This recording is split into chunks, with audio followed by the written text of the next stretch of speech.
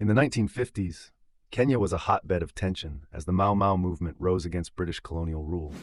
This rebellion, often misunderstood and misrepresented, was fueled by deep-seated grievances over land dispossession and social injustice that had plagued the Kikuyu people for decades. The British colonizers had seized fertile lands from native Kenyans to establish lucrative farms, pushing many into poverty. As resentment brewed, young warriors began organizing themselves into secret societies dedicated to reclaiming their homeland. By 1952, tensions escalated sharply. Attacks on colonial settlers prompted a swift response from Britain.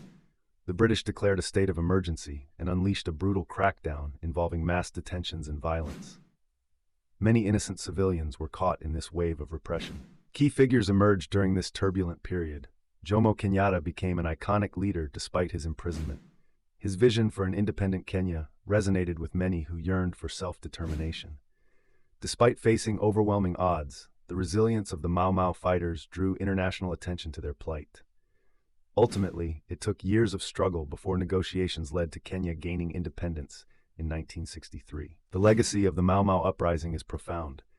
It not only paved the way for Kenyan sovereignty but also inspired other anti-colonial movements across Africa. Today's struggles for justice and equality can trace their roots back to these brave men and women who fought valiantly against oppression.